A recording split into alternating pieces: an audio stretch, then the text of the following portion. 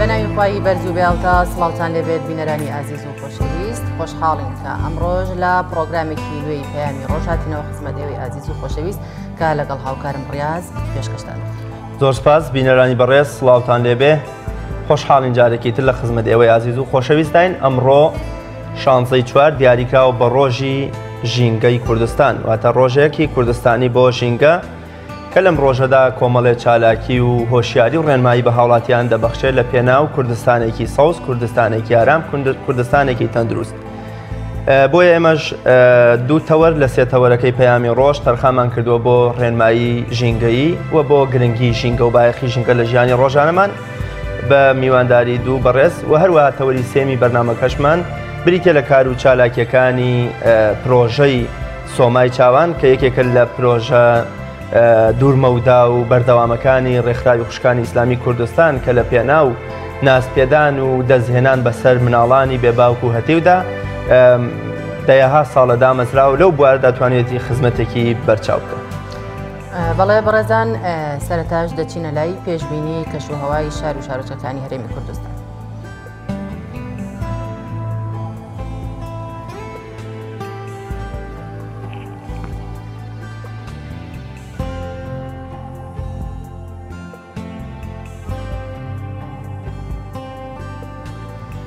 ئەمڕۆ لە شاری هەولێر بەرزترین پلەی گەرما 19 پلە دەبێت و نزمترین پلەش 12 پلە دەبێت.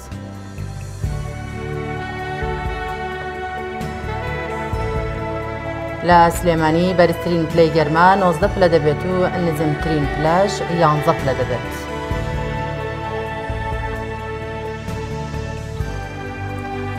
لە دهۆک بەرزترین پلەی گەرما 16 پلە دەبێت و نزمترین پلەش 11 پلە دەبێت. لە دهۆک پێشبینی بارانبارین دەکرێت.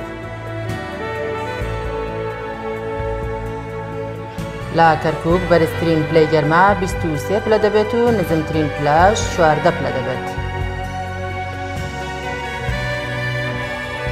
لە هەڵەبجە بەرزترین پلەی گەرما 23 پلە دەبێت و نزمترین پلەش 14 پلە دەبێت.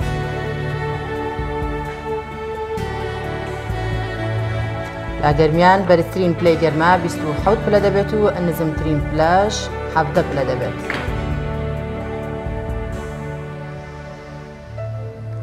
لە ئیدارەی ڕاپەڕین بەرزترین پلەی گەرما 21 پلە دەبێت و نزمترین پلەش 12 پلە دەبێت.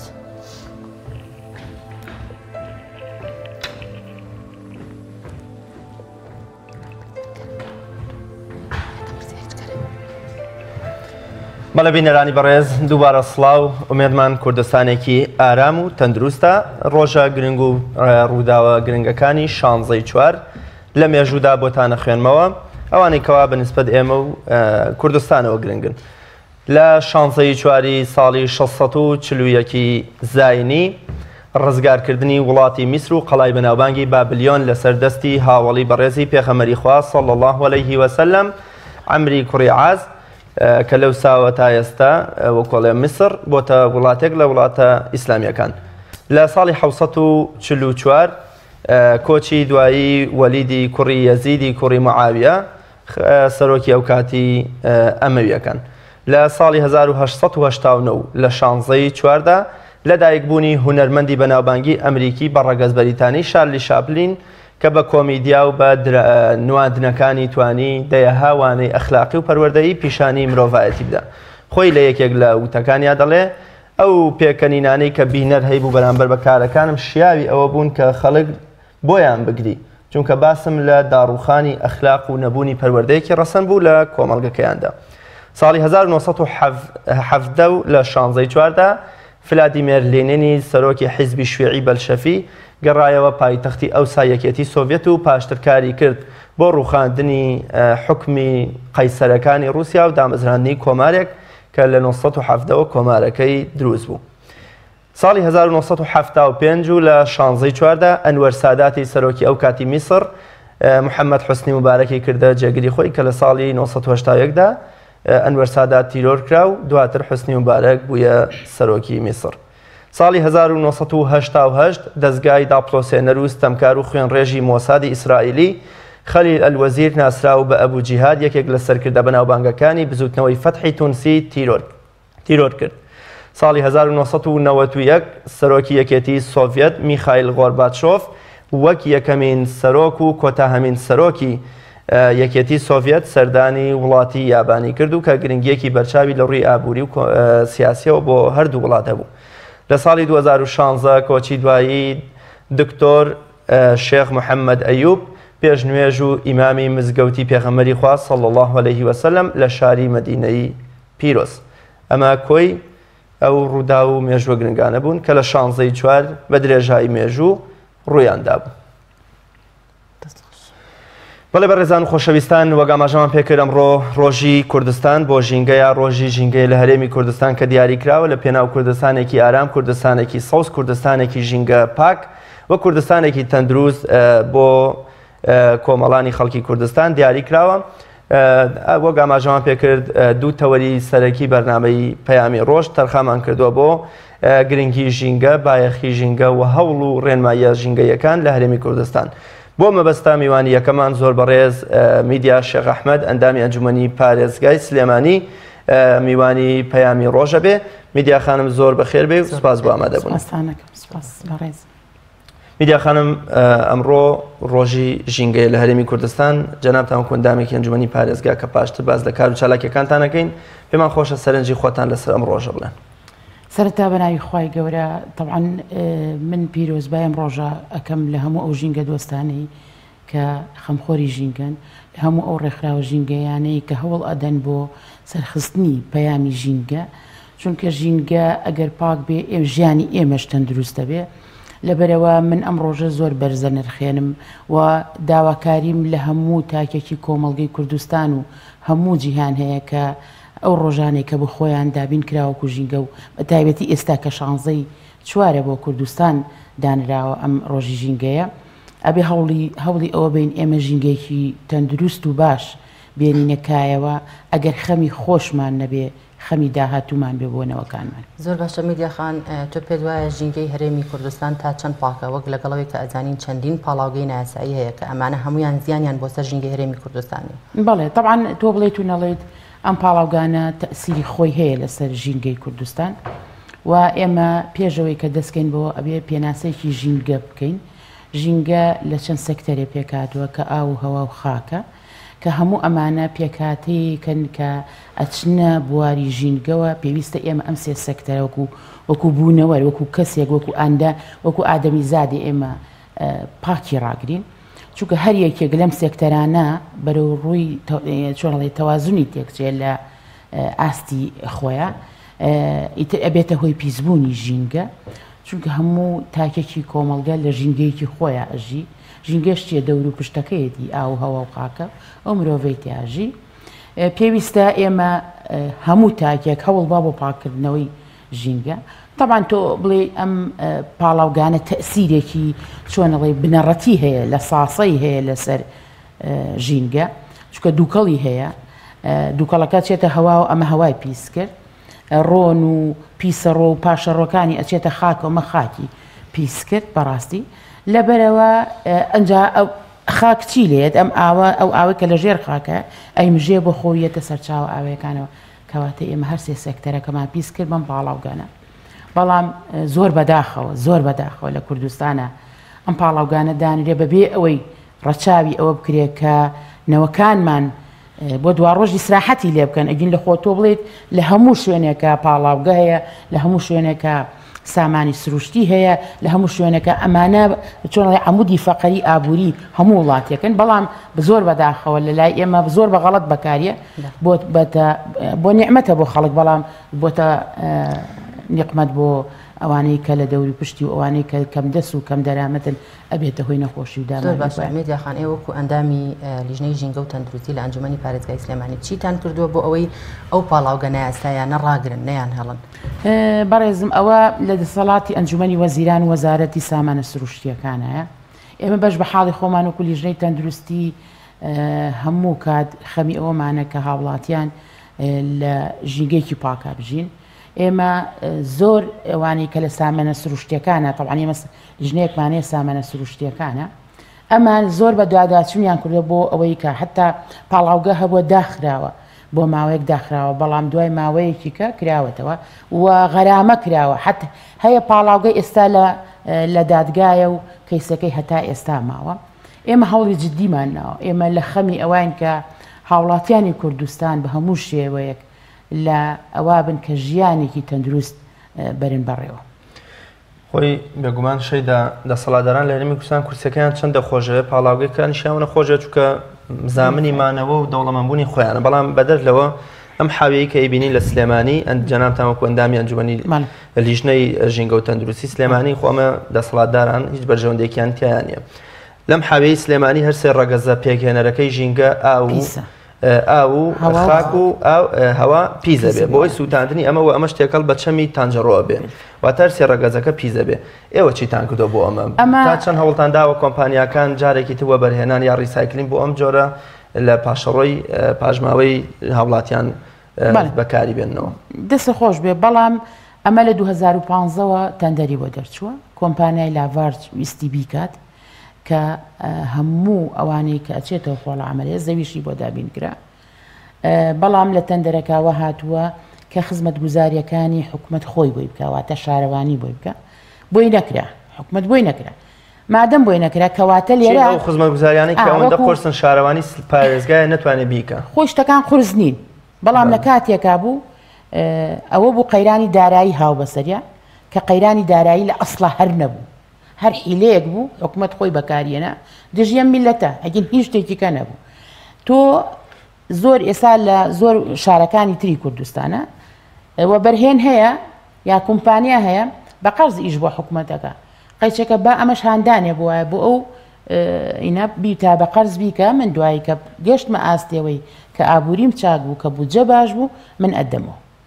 بەڵام زۆر بەداخەوە ئەم شاری سلێمانیە دڵسۆزی تیانە ئەگەر دڵسۆزی تیا بێ ئەو کارە ساتە ڕوونایە ئاغای زۆری تایە تێگەشتی ئەگەر ئەوە ئەگین ئەوە لە وڵاتان ئەمە سەروەتێکی نیشتیمانیە ئەمە سەروەتە ئەم خۆڵە عملیە گەرە تۆ ئەمە ناگەڕێنیتەوە بۆ ناهۆشیاری خەڵکی هەرێمی کوردستان کە هیچ لە ڕووی ژینگەیەوە هوشیارین کە ئەچنە شوێنە گشتەکان زەبڵ و خاشاک فڕیان گوێ بە ژینگەی هەرێمی کوردستان نایان وەگەزانین کە فڕیانی ئەم هەموو زەبڵ و خاشاکە ژەبێتە هۆی پیسبوونی ژینگە ئەمە ناگەڕێنیتەوە زیاتر بۆ ناهۆشیاری خەڵکی خۆمان خۆی ناهۆشیارەکە هەمووی لە سەرچاوی ئەوەیە کە دەستگای ڕاگەیاندنەکان دەوری خۆیان نابینە ئەبێت دەستگای ڕاگەیاندن چی بکات دەستگای ڕاگەیاندن ئەبێت چی بکات ئەگەر بە توولێکیش بێ لە خوارەوەی تەلەڤیزیۆنەکە لە خوارەوەینەکە بە توولێکیش بێ ڕۆژانە من ئەڵێم دەجار ئەو توولە لێ بدرێتەوە دەجار وازام سەعات و نیمێ جارێک بەریەکەوێ ئەگەر ئەوە لێ بدرێتەوە بڵێ پارە ژینگە ئاوا پیسە بێ ئاوا پیسە خەڵک تێگەێنێ هۆشیاری ناو خەڵک کەمە بۆیە خەڵک ئاوە بەس ئەمە لە سادەی بگەڕێنەرەوە بۆ خەڵک ئەمە خەڵک ئاوایە تەواو ئەمە حکومەتەوە ئیلەکە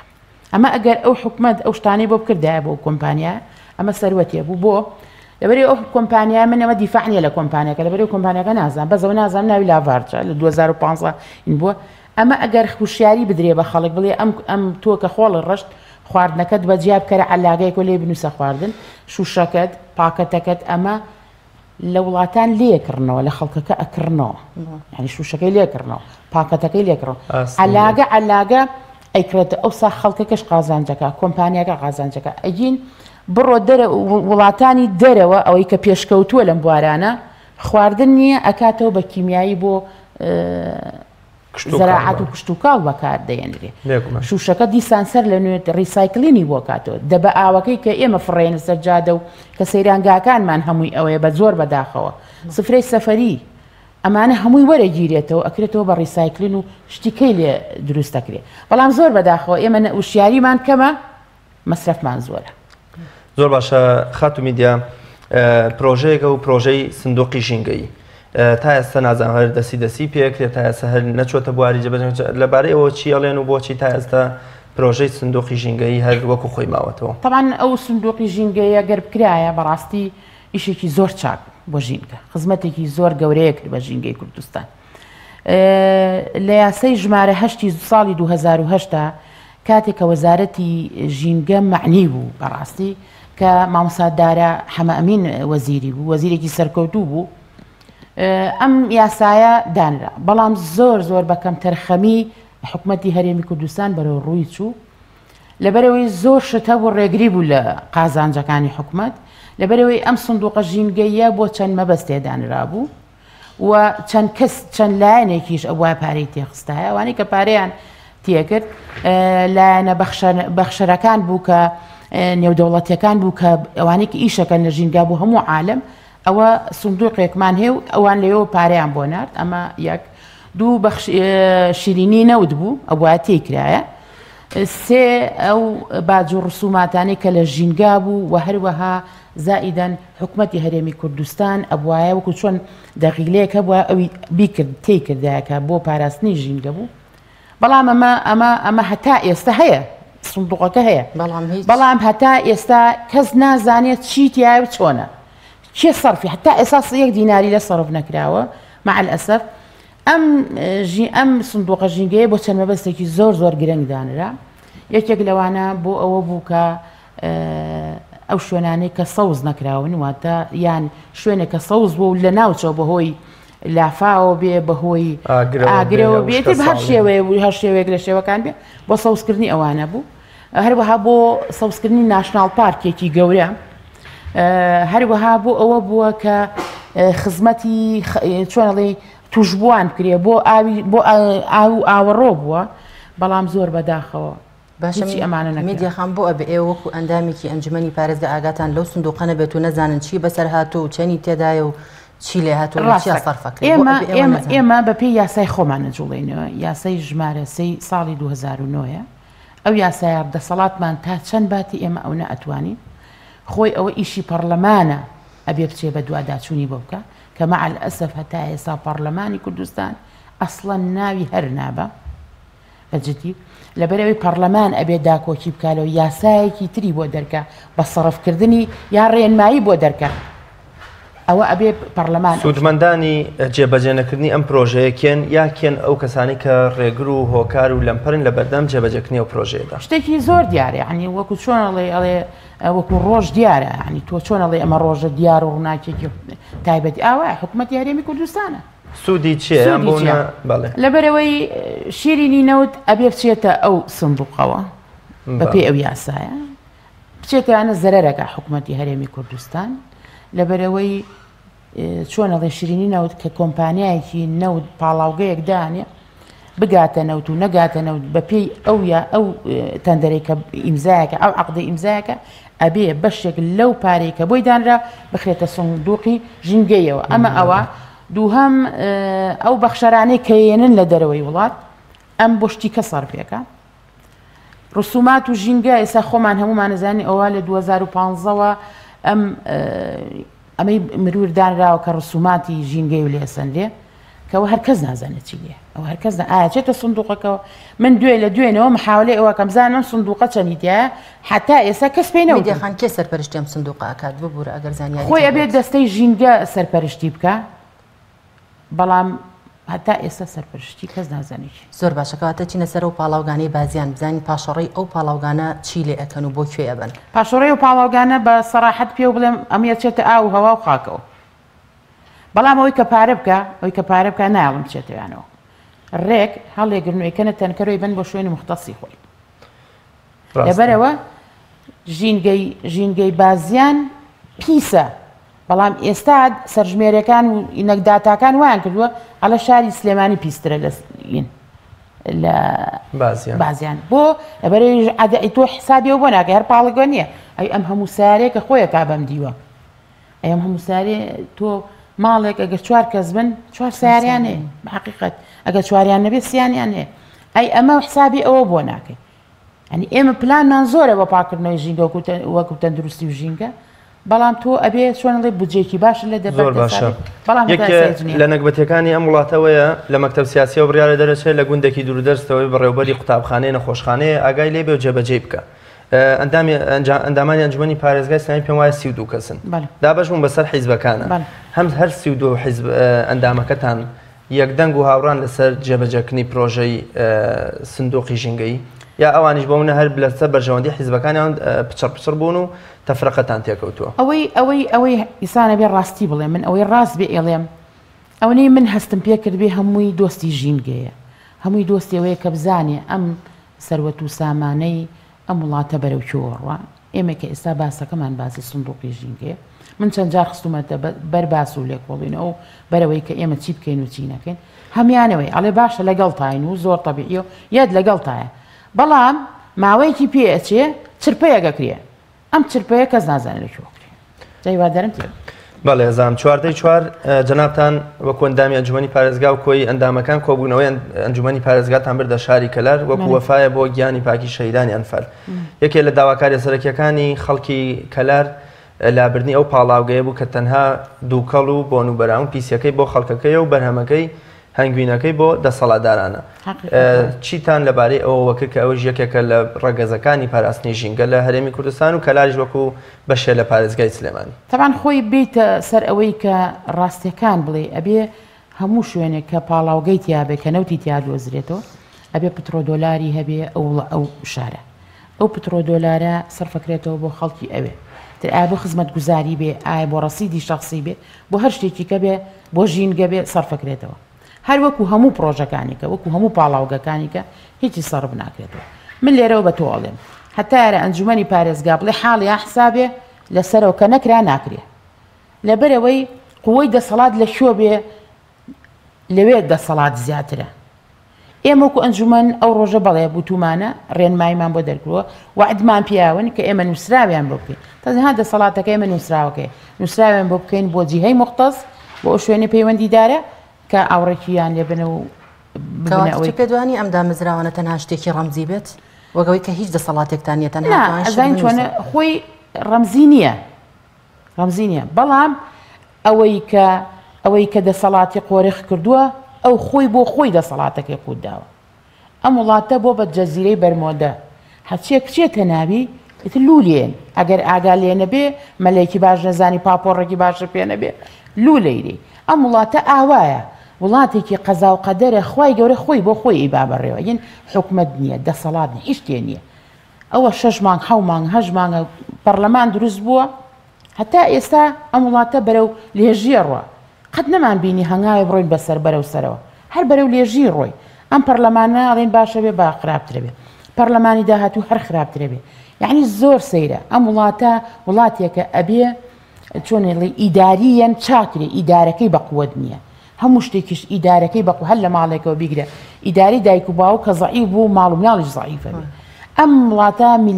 خاوەنەکەی کە حکومەتی هەرێمی کوردستان ئیدارێکی وای نییە کە بیبا بەڕێوە ئەگەر تو هەموو وڵاتێک ئیدارێکی بەقوەتی هەیە ئەگەر ئەم ئیدارەیە بەقوەت بێ قووەتێکی جەزری باتێ قووەتێکی معنەوی و مادی باتێ ئەم وڵاتە وای گەشتبینی بەوەی کە ئەم وڵاتە هەنگاو بەرەو پێش بنێت و ئیداری باش بێت ئەبێ بێدەنگ نەبین لە ئاست نەهامەتەکان زۆر باشە ئەڵێ دەستبردن بۆ بەرژەوەندی دەسەڵاتداران پاڵاوگەکانیان تەنکەرنەوتەکان کە ڕۆژانە ئاودیوە بن ئەمە دەستبردنە بۆ شارە زەردەواڵە بەڵام ئێوە تا چەند لە دەسەڵاتتانە هەیە لە پێناو کوردستانێکی سەوز بڕیارێ دەرکەن دەسەڵاتداران و شارەوانی و لایەنە پەیوەندیدارەکان بجوڵێن لە پێناو با لە ڕۆژی ژینگەی کوردستانە هەزارها نەمام سەوز بکرێ باخچەکان ئاوادان بکرێنەوە بۆ ناوچە شاخاویەکان با ملیۆنەها درەخت هەر لەلایەن ڕێکخراوەکان بنێژێن لە پێناوەی کە بەڵێ پاڵاوگە هەیە و حاویەک هەیە بەڵام با درەختەکانیش کەمێک ئۆکسجینی پاک و ژیانێکی پاک بە هاوڵاتیانی شاری سلێمانی باشن خۆ سلێمانی ئێستا ئەوەندەی کوێخاو دیوەخان تێدایە ئەوە تا سەیری وەزعی جادە و بانەکانمان بکە هەرەزانی کە ئەمە لە وێرانەیەگەچێت بلفعل سەکە جوانە بەڵێ ئێمە وەکو لیژنەی تەندروستی و ژینگە هەوڵی ئەوەمان داوە و ساڵانی ڕابردوو و هەم ساڵیش ئێمە ڕێکخراوە سروشتیەکان ئەو ڕێکخراوە ناحکومیانە کە لە بواری سروشت و لە بواری ژینگە ئیشەکەن یانە لای ئێمە بە بێتوانە نەمامیان بۆ دابینەکەین ئیتر ئێمە تۆ بڵێتونە حکومەت لە وەزارەتی کشتتوکار لە هەموو شوێنەکە مەشتەلی تایبەتی خۆی هەیە پێویستە ئەو هەموو نەمامەی کە ساڵانە وشکە بێت و فڕێ ئەدرێت ئەم نێڵی وشک بێبیە بە ڕێکخراوە ئەوان ڕێکخراوە ژینگەیەکان بڕوێنرێ ئێمە هەوڵی ئەوەمان ناوە بەڵێ من هەر خۆم پار نزیکەی 600 عفو 600 نەمامم یایە ڕێکخراوێکی ژینگەیی و ناشتویانە و زۆر دڵخۆشم بەوەی کە ئەچم بەلایە سەوز بوو زۆر بە جوانیش کە ئەیبینمەشنێتەوە دەردی هەر بینیکەینەوە دڵی خۆم فراوانەکەم بەوەی کەڵە الحەمدولillah من ئیشێکم کردووە ساڵانی ڕابردووتریش یعنی 15 16 حەڤە ئەمانە هەرکراوە بەش بە حاڵی خۆمان هەرج ڕێکخراوێ یا هەچ کەسی هات بێ داوای نەمامی کرد بێ ئێمە کتابمان بۆ کردو بۆ مەشتەلەکان و بۆ ئەوانەی کە لە وەزارەتی لە کشت و کاڵن ئێمە بۆمان دابین. زۆر باشە میدیا خان تۆ بەڕێزت وەک خۆت تا چەند ئەرکی ڕەخراوە ژینگەیەکان ئەرک و چالاکیەکانیان بەرز دەنرخێنی چەند دڵخۆشی بۆ ئەرکانەی بۆ چالاکیانی کە ئەوان ئەنجامیەدا. وەڵاهی تۆ بێتون بڵێتون زۆر ڕێکخراو هەیە هەر بۆ چۆن بۆ دیکۆر دروست بووە زۆر ڕێکخراو هەیە بەس بۆ پارەپیاکردن دروست بووە ڕێکخراوی سێهەم بۆ خزمەت دروست بووە. ئەمانە ئەوەی کە خزمەتەکە دیارە ئەوەی بۆ پارەیە دیارە ئەوەی کە هەر بۆ خۆی حەزەکان ڕێکخراوێکی بە ناویە بێ دیارە. ڕێکخراوی ژینگەیمان هەیە یعنی چۆن 12 مانگەکە بە بەردەوامی کۆنتاکتی هەیە لەگەڵمانە یعنی ئیش بۆ ژینگاکە وشیاری بڵاوکاتەوە نەمامە نێژیە کۆڕ و سیمینارەکە جاری وە هەیە من ڕێکخراوە ناسم بەس بە جوهد و ماندووبوونی خۆی ئەچێتە کۆمپانیاکان ئەچێتە ئەو شوێنانەی کە پارێکی لێبێ شتێک ڕێ و پێ ڕەبڕ بەڵام هەیشە هەر ساڵ و ساڵ لە 16 چوارە بیرێکەوێتەوە پێشەوە ئیتر ئۆفرێک پیاکە لەمسەر و لەمسەر پارێکی باشەخوا هەندێک نەمامەچێنێ و هادەوەتە. بەڵێ زۆر سپاس بۆ بەڕێز میدیا شێخ ئەحمەد ئەندامی لیژنەی ژینگە و تەندروستی لە ئەنجومەنی پارێزگای سپاس بۆ ڕێنمایی و ئامادەبوون لە بەرنامەی پەیامی بینەرانی بەڕێز خۆشەویست پێکەوە بینەری راپۆرتێکمانە بین کە هاوکارمان لە شاری هەولێرەوە لەسەر پێشبڕکێکی زانستی بۆی ئامادەکردوین پێکەوە بینەری دەبین.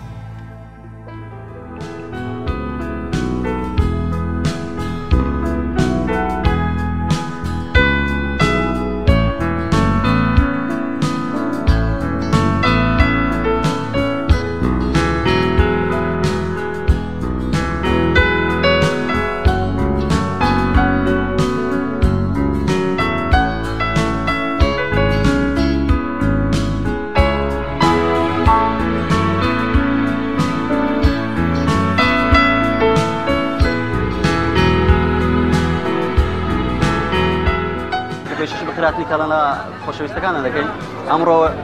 ساردەی 4 2019 هەستاین بە ئامادەکردنی فیستیڤاڵی کیمیا کە گەورەترین فیستیڤاڵ هەڵبژام لە کۆلێژ عولوم لە سەری چەند ساڵی ڕابردوو ئێمە ئەوڕۆ لە ئەکسپریمنتێکەکە من و کاک ژێکاف هەردووکمان مەرحەلەسەی کیمیاین هەستاین بە ئامادەکردنی سێ تاقیکردنەوەکە سەرەتا و تاقیکردنەوەمان هەیە بە ناوی ئۆیل ئەند فایرورک هەندێک ئاویت هەیەکەی دواتریش ڕون و کەلەر فودمان هەیە ئەوش لە ناویەک دەکەین تێکەڵی دەکەین بە جوانی.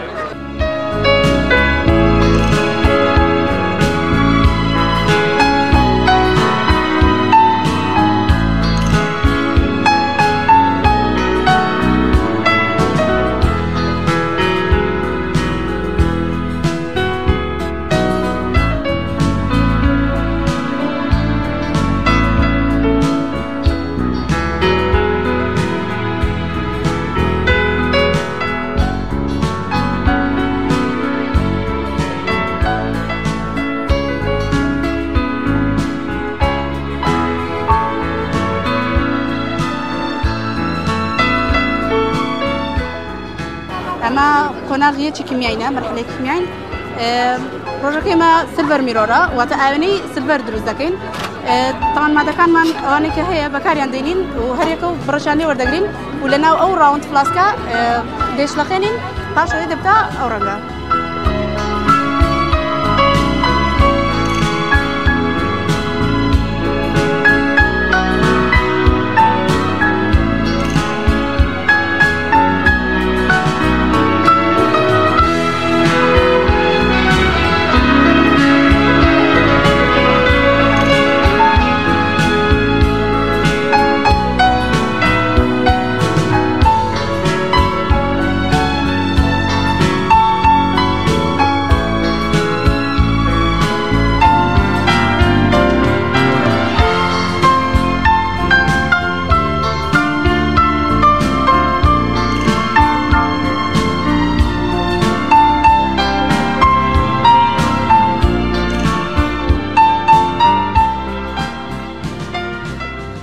کەم جا بە خێراتنی قوتابیان دەکەین بۆ کۆلێژ زانست ئێمە وەکو بەشی دووەمی کیمیا دەستخۆشی لەو قوتابیان دەکەین کە ئامادە بووینە من ناوم دانا ئەوەش یاد ئەیاد ئەوەش گوڵان خان ئێستا دەست دەکەین بە ئەکسپێرمنتێک تاقیکردنەوەیەکی گرنگ لە کیمیادا ئەویش ئیلیفێن تووت پێیستا کە مانایەکەی بە کوردی وایە کە وەک هاتنە دەرەوەی لە ناو کۆنیکەل پلاستیک وەک هاتنە دەرەوەی لوتی فیل وایە ئێستاش دەست دەکەین بە ئەکسپێرت.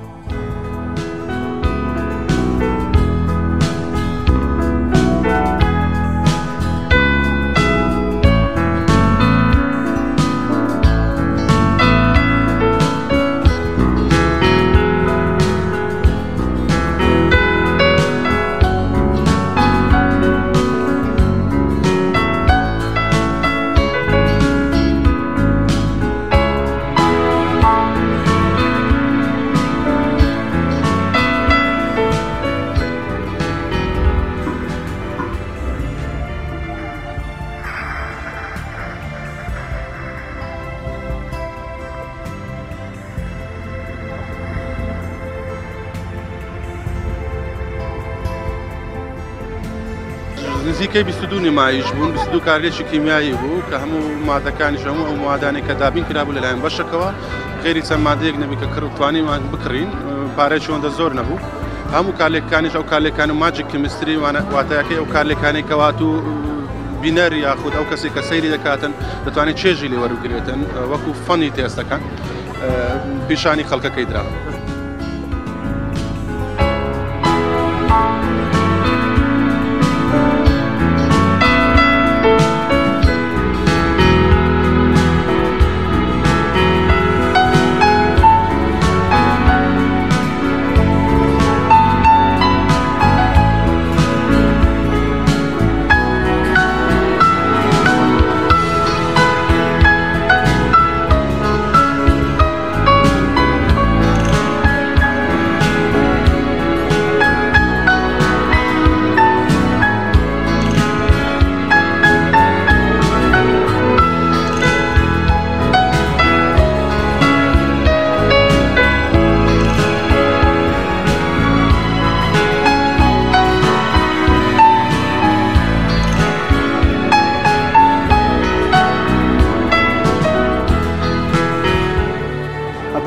فستیڤاڵە دەبێتە ئاشنابوونی قوتابیان بە خودی بەشەکان و ناساندنی بەشەکەیان بە تەواوی کۆلێژەکان و هەلی کارێکی گونجاو بۆ ئەم قوتابیانە کە لێرە خۆیان بابەتەکانیان نمایش دەکەن. عیمران ئەمیر لە کۆلیژی زانستەوە تایبەت بە بەرنامەی پەیامی ڕۆژ.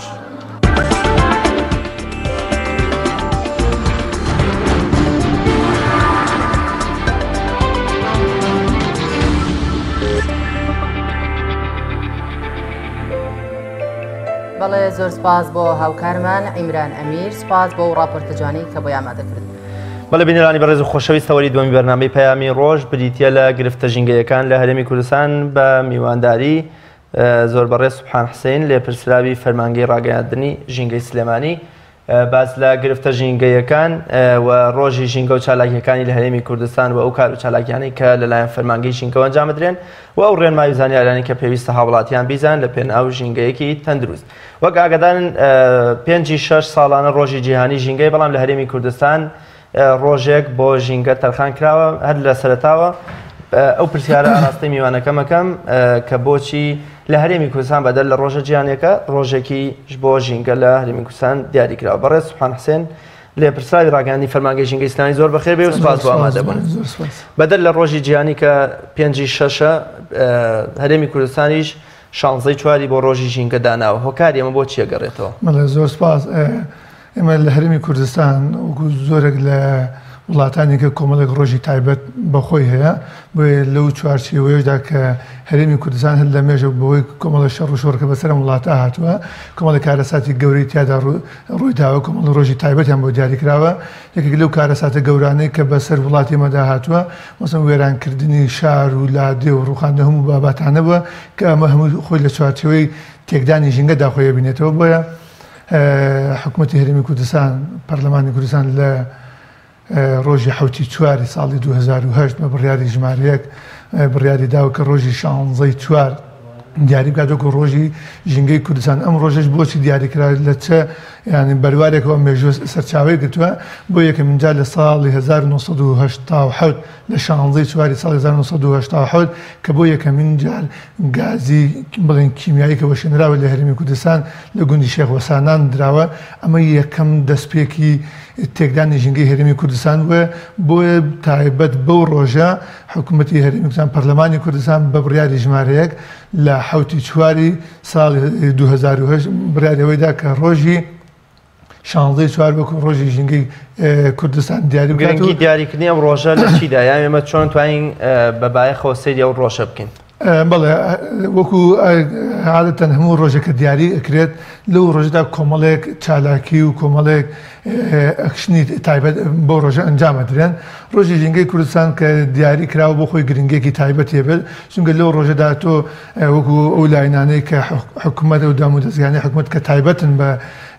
سەرپرشتیکردنی یاخود بەڕێوەبردننی ژینگەی هەرێمی کوردستان کۆمەڵی چالاکی تایبەتیان هەیە ئێمە لە ڕۆژی 16 چوارە لە ساڵانی پێشودا کۆمەڵێک چالاکی ئەنجام درراوە لەم ڕۆژە ئێوەکو فەرمانگەکەتان چالاکیتان چێت جۆرە چالاکیەکتان ئامادەکرد پێشەوەی بڕۆینە سەر ئەوە کە باسکە ئێمە ئەم ساڵ دەستەی پاراستنی چاکردنی ژینگە جیاواز لە ساڵانی کە چالاکیەکان ئەنجام دەدەن ساڵانی پێشووتر بە شێوازێکی عام کاری لەسەر ژینگە کردووە ئەم ساڵ ناونیشانێکی تایبەت دروست کراوە ناونیشانێکی تایبەت دانراوە بە ڕۆژی ژینگەی کوردستان هەروەکو چۆن لە وڵاتاندا هەموو ساڵێکە ساڵ ڕۆژی ژینگەی جیهانیە تایبەت دەکرێت بە ناونیشانێت بەوەی کە هەموو چالاکیەکان لەو چوارچێوەیەدا خۆی ببینێتەوە ئەم ساڵ دەستەی پاراستنی و چاکردنی ژینگە لەژێر دروشمی لە پێناو هەناسەیەکی پاکدا ڕۆژی ژینگەی کوردستان ئەکاتەوە بۆیە هەموو چالاکیەکان تایبەت دەبن بە پیسبوونی هەواوە لە پیسبوونی هەواوە سەرچاوەگرن ئەم ساڵ لەو بوارە دایمە دەستەی ژینگە کۆمەڵێک چالاکی دیاری کردو کۆمەڵێک هەنگاوی ناوە بۆ نمونێمە لە کوردستان تا ئێستا هیچ ئامار و داتایەکمان نییە هیچ بۆی کە بیسلمن ئایا هەوای شاری سلێمانی هەولێر کوردستان بە ئامەتەن پیسە یاخود پاکە بۆیە یەکو هەنگاوی یەکەم ئەم ساڵ هەوڵ دراوە لەگەڵ زانکۆکانە لەگەڵ ناوەندەکانی ناوەندە زانستەکان تایبەت بە توێژنەوە کۆمەڵ ئێستاف دروست بکرێت بەوەی کە لێرە بەدواوە وەکو هەنگاوی سەرەتا توێژنەوەی زانستی بکرێت لەسەر پیسبوونی هەوا کە ئێمە تا چە ڕادێگە یا پیسبوونی هەوامان پاکە یاخود پیسە گەشتوتەوە چە ئاستێک دوم هەوڵ بدرێت کۆمەڵێک مەحەڵەی تایبەت بە پیسبوونی هەوا لە شارەکانەدا بنرێت بۆی بتوانین داتا و ئامار لەسەر پیسبوونی هەوا یان کۆمەڵە داتا کۆ بکرێت بۆ کرد لە داهاتوودا کاریان لەسەر بکرێت ئەمە وەکو دەستەی پاراستن و شاکردنی ژینگە وەکو فەرمانگەی ژینگەی سلێمانیش هەر پەیوەست بە ڕۆژی ژینگەی کوردستان لە چوارچێوەی چالاکی لەژێر دروشمی شێواندنی ژینگە و دەرەنجامە خراپەکانی کۆمەڵێک چالاکیمان ئەنجام داوە یاخود لە چوارینە ڕۆژێکدا چوار ڕۆژمان تایبەت کردو بە ڕۆژی ژینگەی کوردستان کە لە ڕۆژی یەکەمیاندا لە دەستەی پاراستن و چاکردنی ژینگەوە لە فەرمانگەکانی سەر بە دەستەی پاراستن و چاکردنی ژینگە هەوڵدراوە کۆمەڵێک چین و توێژی ناو کۆمەڵگا بانگەشت کراون کۆمەڵە گوانەی ژینگەی و کۆمەڵە سیمیناری ژینگەیان پێوتراتەوە لە شاری سلێمانیدا تایبەت و بە هونەرمەندان لە هەولێر تایبەت و بە یەکێتی بە زانایانی ئاینی لە هەر شارێک کۆمەڵە چین و توێژێک بانگەشت کراون وەکو ڕۆژی یەکەم لەو چوار ڕۆژە هەوڵدراوە بابەتە ژینگەیەکان بەوان باس کراوە لە ڕۆژی دووەمدا ئێمە ئەمساڵ بە شێوازێکی جیاواز هەوڵمانداوە لەسەر جەمبازگەکان لە دەروازە سنووریەکان چونکە ئێمە کۆمەڵە گەشتیار زۆر ڕوو لە هەرێمی کوردستان دەکات لە ئێران لە جنوبەوە هەوڵماندراوە کۆمەڵێک فلێکسی گەورە کۆمەڵێک لەم ڕێگەی ئەتانەوەی هۆشیاری بەخمانەوە لەم ڕێگە و هوشیاری ژینگەی بگەنێت کۆمەڵێک فلێکسی گەورە لە دەروازە سنووریەکان لەسەر جەمبازگەکان بە زمانی کوردی عەرەبی فارسی لە بازگەکان دانراون ڕێنمایی ژینگەییان لەسەر نووسرابەوەی کە ئەو کەسش کە لە دەرەوە داخل بە هەرێمی کوردستان دەبێت بابەت بە ڕێنمایی ژینگەیەکانەوە چالاکی سێممان کە تایبەت وەکە لە ڕۆژی 16 چوارە ئەمڕۆ ئەنجام دراون لەسەر دوو لایەن کارمان کردووە لایەنێک بە شێوازێکی گشتی وەکو بەڕێستان کە لە کەناڵەکانی ڕاگەاندنەوە لەسەر جەم کەناڵە ڕاگەاندەکان بە بینراوە بیستراوە هەوڵە درێت ئەمڕۆ پەیامی ڕۆژی 16 چوار بە هەموو لایەنێک بگەنرێت چونکە وەکو دەزانین ڕاگەاندن ڕۆڵێکی گرنگی هەیە لە گەیاندنی پەیامەکان دەتوانێت کاریگەری لەسەر کۆمەڵگە دروست بکات پاشان لە هەمان ڕۆژدا لە سەرجەم شارەکانی کوردستاندا چالاکیمان هەبووە کە ویش تایبەت و بە لایەنی پەروەردە هەوڵمانداوە داغڵە بین بە قوتابخانەکە. زۆر باشە کاک سوبحان، ئێوە وەکو فەرمانگەی ژینگەی سلێمانی ئەو مەترسی و هەڕەشانەی کە پێتان وایە ئەکرێتە سەر ژینگەی شارەکە و پارێزگاکەمان چین یا کامانن ئەو گیر و گرفتانەی کە ڕوبەڕووی ژینگەی سلێمانی بنەوە و لە ژینگەیەکی پاک و تەندروستەوەی گەڕن بۆ ژینگەیەکی پڕمەترسی و پیس و ناتەندروست. عفوان پێشەوەی کە بڕۆن سەر پرسیار لە بەرەمە دوو شتێکمان ئەمڕۆ لە ناو شاری سلێمانی لە 25 قوتابخانە ئێمە پۆستەرمان دابش کردووە، نەمامان دابش کردو وانەی ژینگەی بۆ تەلەبەکان وتراوەتەوە وەکو لە زمنێمان چالەکان وە سوێنش کە ڕۆژی هەفتەی چوارە لە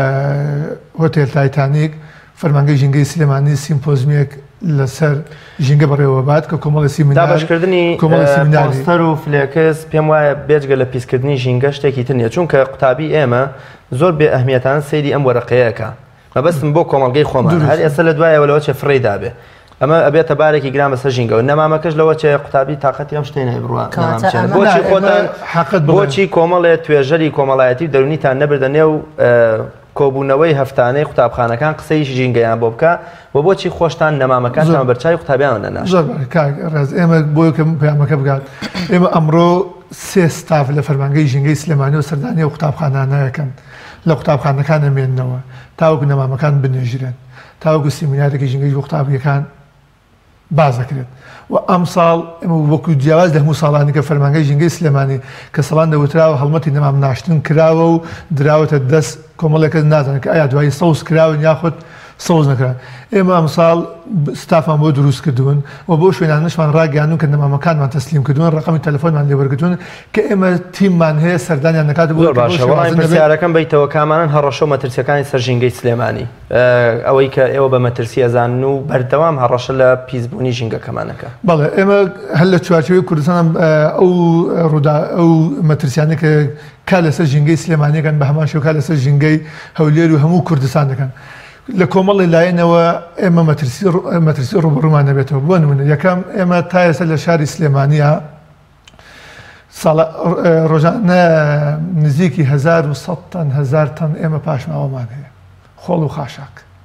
بەبێ ڕیسایکڵ ئەمە مەترسیەکی ڕۆژانەیە ساڵانە ساڵە ڕۆژانە وەندە پاشماوانەیە وەداخۆم پاشماوانە بەبێەوەی چارەسەر بکرێن هەمووی برێتە ناوحاویە و بە شێوازێکی ناتەندروستانە چارەسەرکرێن ئەمە یەکێک لە کێشەکان کە هەرێمی کوردستان بە هەموو پارێزگاکانەوە بەدەزم کێشەوە ناڵێن. دووەم کێشەیەکی تر لە هەموو وڵاتێکا سیستەمی چارەسەری ئاوەڕۆ هەیە کە تۆ دروست نییە تەنانەت ئاوەڕۆی نەخۆشخانەیەکی وەکو نەخۆشخانەی هیوا بچێتە سەر ئاوەڕۆی گشتی بچێتە تانجەرۆ تۆ لە بەردەمی سەوزە بکەیت و بینگە و بە ناوشار ئەمە کارەساتە. ناوەندێکی زانستی لە زانکۆکان ئەو هەمووادە کیمیاییە کاتە ناو ئاوەڕۆی گشتیەوە لە تاقیگەکانە لە عیادە فیزیکیەکانات ئەم مەوادە کیمیاییە ئێستاش لە ماڵەکانیشا بەداخۆ پاککەرەوەی نازانم فاس و ئەو هەموو پاککەرەوانەیە هەموو بکرێتە ناو ئاوەڕۆکانەوە هەموو سەر ئاوەڕۆی گشتی و لە بەریشەوە سەوزەی ئەکرێت و ئەکرێتە میوەک ئەهێنێتەوە ناوشار. ئەمە یەکێکە لە کێشەکان. کێشەیەکی تر هاوردەکردنی ئۆتۆمبیل ئێمە لە هەرێمی کوردستاندا نزیکی 1,600,000 سیارە هەیە تەنها تایبەت جگەل لە لایەنە سەربازیەکان و سیارە حکومیەکان تەنها لە شاری سلێمانیدا نزیکی 580,000 سیارەمان هەیە بەبێ سیارە حکومیەکان. ئەمانە گرفتن نەبوونی سیستەمی هاتوچۆی گشتی هەموو فەرمانگەیەک بەیانی 200 مۆزەفی هەبێت لانیکەم 150 سیارە مۆزەفی بات بۆ فەرمانگەکەی بەبێەوەی هێڵی گشتیەوێ ئەمانە کێشە و گرفتن نەگەیشتنی ڕێژەی سەوزایی بە پێی پێویست بەو ڕێژستاندەرێک کە هەمانە کە کەمترینی لە 15 کەس لە وڵاتان ناگەیشتەوەی بە نزیک لە 125 ئێمە هێشتا نەگەیشتنێتە لە 110 وێن بە شێوازێکی گشتی نەگەیشتنێتە ڕێژەی سەوزایی ئەمانە کێشە و گرفتن. ئەگەر هاوکاران شەیدا یارمەتیمان بدەن دیمەنەکانی حەوی سلێمانی بۆ بگازن بۆی دواییش لەسەرەوە هەڵوێستەیەک بکەین و قسەی بەرزیاتر ئەمانە هەمووی کێشەگەی لایەنە بوونی کارگە معاملێکی زۆر لەگەڵ ئەمەشدا تۆ نەتوانیت یا ساوڕێنمایە ژینگەیەکان وەکو خۆی بگەن. ئێمە وەکو فەرمانگەی ژینگە بەو هەموو ینی قەیرانداریەوە کە هەبووە لە ساڵی ڕابردوودا چەند تیمێکمان هەبوو لە فەرمانگەی خۆمان زیاد لە 975 سەردانی کارگە معاملمان کردووە. سەیری ئەم دیمەنانە بکە ئەمە حاویەکەی سلێمانیە کە تەنها بۆ ناوشاری سلێمانی لە بازیانیش کۆمەڵ شتی دیکەمان هەیە هاوڵاتیانێکی زۆر هەم نزیکی ئاوی تانجەڕۆیە هەم خاک پیزەکە هەم لە کاتی سووتاندنیدا وە کۆمەڵێک گوند و ئاوایی و ئاوەدانیشی بە دەوری ئەم خەڵکەژە بین لێرە بژێوی و داهاتی خۆیان دەسەخەن. فەرمانگەی ژینگەی سلێمانی تێڕوانین و سەرنجی لەسەر ئەم حاوی سلێمانیچە و میکانیزمەکانی چارەسەرکردن و هێشتنی ئەمە لە وڵاتانە چەند بنەمایەکی هەیە بۆی کە بتوانانی چارەسەری ئەم بابەتە بکەیت. هەموو پێکهاتەکان پێویستە هەموو کەس لە هەل لە ماڵەکانەوە جیا بگرێتەوە لە زۆرەی وڵاتانە لە زۆربەی زۆر لە وڵاتە دواکەوتوەکانە هەمووی حاوی تایبەت بە پلاستیک بە شوشەوات بە مادە ئۆرگانیەکان جێک بۆی هەنگاوی یەکەم دەبێت زۆر لە ماڵەوە لە مۆڵ و لە مارکێتەکانەوە لە کارگەکانەوە ئەمە جیا بکرێتەوە. پاشان کەرتی تایبەت حکوومەت هەڵەسێت بە کۆکردنەوەی ئەم بابەتانە. پاشان سێ ڕێگەی چارەسەرکردنمان هەیە. ئەمەی دواکەوتوترین تەریقەکانە کە هەمووی ئەبرێتەوە ئەسووتێنرێ یاخۆ ژێرخاگەکرێت. کاتە ڕێگە ئەو ڕێگانی کە ئەڵی سێ ڕێگەمانەیە بۆ چارەسەرکردن گرنگترین و ڕێگانە چین؟ گرنگترین ڕێگا ئەوەیە کە تۆ بتوانیت هەموو مەوادانە جا بکەیتەوە. هەموو کارگەی ڕیسایکڵینی تایبەت بۆ خۆیان بێت. خۆشبەختانە چەند کارگەیەکی بچووک لە شاری سلێمانیدا هەن لە ناوچەی تانجەرۆ کە تایبەتن خەڵکی بوتڵ و دەبە و پلاستیک و سۆندە و ئەو بابەتە پلاستیکانیان کۆکەنەوە خەڵک وەکو سەرچاوێکی ژیانی کۆیان نکاتەوە لە کۆڵان و لە گەڕەکانە لە سێرەنگە کۆی نکات ئەیان بنە ئەوێ هەندێک کارگەی بچووکەیە کە لەوێ وردیەکەن و وەکو لە قاڵبێدەن و ئینەرن ئێران لەوێ ئەتوانن دروستی بکەنەوە. هەمانە تایبەت بە کاغز بەڵام ئێمە سەرچاوەکانمان زۆرن تەنها یەک دوو کارگەی بچووکەیە کە ئەمەش تەنها لە سنتەری شار ئەو سێ ڕێگەی ئاسانە گرتنە بریان ئەو سێ ڕێگەی بۆ حکوومەت زۆر ئاسان ئێوە خۆ ئێوەش بەشێکن لە حکوومەت فەرمانگەیەکتان بۆ من قوت کردوتەوە بە ناوی فەرمانگەی ژینگە و سلێمانی بۆچی ئێوە هەوڵ نادەن بۆچی ئێوە هەڵوێز نامن بۆچی ئێوە کاکە جۆرێ لە جۆرەکان بەرەو حکوومەتی ڕوبەڕوو ناکەن کە ئەو جەناب دەفەرمی ئاسانە بۆچی ئەمە ناگیرێتە بەر لە پێناو ئارامی گیانی هەوڵاتیان هەرێمی کوردستان و شاری سلێمان. بابەتی ژینگە بابەتێکی فراوانە یعنی تەنها وەزارەتی بڵێن دەستەی ژینگەی بەرپرس نییە دەبێت هەماهەنگی لەگەڵ هەموو دەستەکان و وەزارەتەکان دەبێت دروستکردنی حاویەیەک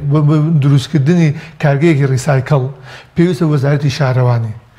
پیشەسازی وەبەرهێنان ژینگە بەم هەموو لایەنانەوە حکوومەت ینی لە ناوەندە گشتەکەەوە کاری لەسەر بکە بەڵێ فەرمانگەی ژینگە وە دەستەی ژینگەش چەندین جار بە نووسراوی ڕسمی کە داوا کراوە کە ئێمە پێویستە یەکەیەکی تایبەتمان هەبێت بۆ چارەسەری خۆڵ و خاشان کە کارگەی ڕیسایکڵینی تایبەتمان هەبێت لە هەموو شارەکانە بەڵام بەداخەوە ئێمە لە کوردستانە زۆر لایەنی گرنگ هەیە فرامۆش کراون ژینگەش بابەتێکی تازەیە لە وڵاتی ئێمە لە وڵاتانی کەس سێکە لە ساڵەکانی 34 باس لە ژینگەکرێ لە هەرێمی کوردستان لە 2008ەوە وەزارەتێک دروستکراوە بە ناوی وەزارەتی ژینگە دوای بچووکش کراوەتەوە بۆ دەستەیەک بۆیە بابەتی ژینگە لە هەرێمی کوردستانە بابەتێکی تازەیە بەڵام ئێمە وەکو فەرمانگەی ژینگە خۆشبەختانە لەگەڵ هەموو ئەم خێرانەداراییەدا کۆمەڵێک کار و چالاکی زۆر باشان هەبوو لە ساڵی ڕابردووە ئەگەر بەروادی بکەیت بە ڕێژەی کارمەندەکانمان لە فەرمانگەکە زۆر باش زۆر زیاتر لەو ڕێژێ بەڵێ کاک سوبحان زۆر بە کورتی چونکە کاتمان نەماوەتان ئێوە وەکو فەرمانگەی ژینگەی سلێمانی چ ڕۆڵێکتان هەبووە لە ڕاگررتنی ئەو پاڵاوگەنە یاسایانی کە هەن چونکە پاشەڕێکی زۆریان هەیە ئێمە لە فەرمانگەی ژینگە پێشتر لیژنەیەکی تایبەتمان هەبوو بە لیژنەی پاڵاوگەکان کە من خۆم فترێکی سەرۆکی ئەو لیژنەیە بوو لیژنەی پاڵاوگەکان بۆ کە لە شاری سلێمانیدا ئێمە چەند پاڵاوگەیەکی نایاسایی زۆرمانەیە لە هەرێمی کوردستاندا کە دابەش بوون بەسەر شارەکاندا لە سلێمانیدا دوو پاڵاوگەی لە سلێمانیدا پاڵاوگەیەکی ڕئیسیمان هەیە بازیان کەەوە مۆڵەتیە هەموو پاڵاوگەکانی کە نایاسایی لەسەر ئەم بابەتە تا ئێستاش ئێمە بەردەوام وەکو فەرمانگەی ژینگە لیژنەکان و نەڕۆن سەردانی ئەم پاڵاوگانەکەن بەڵام کێشەیەکی گەورە لە پاڵاوگەکاندا هەیە شتێکی حاشا هەڵنەگرە کە دەستێکی گەورە لە پشت ئەم پاڵاوگەیانەوە بۆیە بێت لەسەرەوە تەنزیم بکرێت پاڵاوگەکان کە قسەیان لەگەڵا دەکەین ئەوان کێشەی عەرزەکەیان هەیە کە ئەمە عەرزانە عەرزی زراعین پێویستە و پاڵاوگانە لەو شوێنە دوور بخرێنەوە ئامادەیان تایە زۆرێکی لەو پاڵاوگانە کە ئەوان ئامادەن بە شێوازێکی ستاندەری جیهانی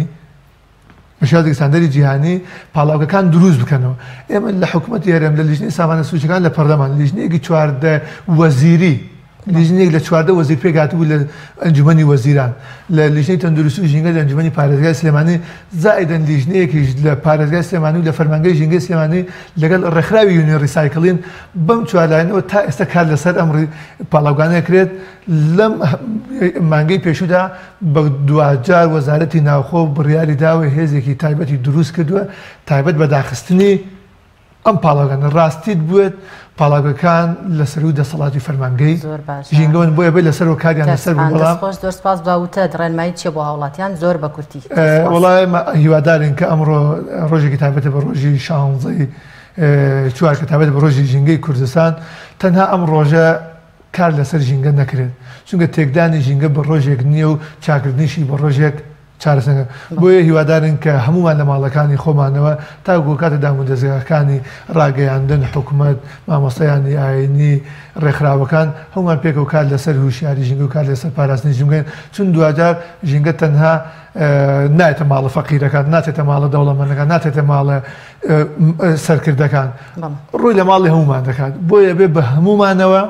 لە پێناو پاراستنی ژینگەدا کار بکەین و هەڵبژێن هوشیاری ژینگەی بڵاو بکەین. بەڵێ بەڕێ سوبحان حسێن لە پرسیاری ڕاگەاندنی فەرمانگەی ژینگەی سلێمانی زۆر سپاس بۆ زانیاری. شەیدا دەچینە لای پەیامنێرانمان بینەرانی بەڕێز و خۆشەویست بزانین پەیامنێرانمان بڕۆ لە شار و شارچکە جیاوازەکان هەرمی کوردستان چیان بۆ ئامادەکردین بەڕێز ڕاستی حەمامین پەیامنێرمان لە شاری سلێمانی و ڕاستی سڵاوی خوات لێبێ سپاس بزانم چی هەیە لە شاری سلێمانی چ چالاکێگەیەکە بیگوازیتەوە بۆ ئێمە و بۆ بینەر. سڵاوی خی گەورە لە ئێوە لە بینەرانی بیسەرانی کەناڵی ئاسمانی پەیامدارە من ئێستاکەوەتام لە بەردەم کەمپی کۆنی زانکۆی سلێمانی لێرە فەرمانبەرانی کەمپی کۆنی زانکۆی سلێمانی گردبوونەتەوە لە دژی پێنەدانی موچەکانیان ئەوان باستەوە دەکەن کە نزیکی 2 هەفتە زیاترە بێت موچەکانیان دواخراوە و ئێستاکە بایکۆتی دەوامیان کردووە وڵێن ناچینەوە ناو ئەرک و فەرمانەکانمان ئەگەر بێت و موچەکانمان پێ نەدرێەوە لەبەرەوەی جارێ چی دیکە لەمە زیاتر ناتوان بەرگە بگرن ژیانیان ناڕوات. من پێم خۆشە بۆ وەرگرتنی زانیاری زیاتر ڕووداوەکە لە زمانی خۆیانەوە بگوازمەوە. سڵاو لێبێتەوە پێمەڵی داواکاریتان ئەم کاتە باش بەخێر بن سەر چاوان ئێمە وەک فەرمانبەران و کارمەندانی زانکۆی سلێمانی ویستمان ڕێپێوانێ بکەین جارێ ڕێگامان پێ نەدراوە کۆبوونێتەوە لێرەیە داوای مافی خۆمانەکەین ئەم ساڵ بە درێژایەوە مانگی 5 نزیک بۆتەوە موچەیەکی ئەم ساڵمان هیچ وەرنەگرتووە عێراق پارەکەی ناردووە ئەمان نایدەن دەنگەوەکی وا بڵاو بۆتەوە لە ناو خەڵکا کە گوایە ئەم پارەی کە لە بەغاوە دێ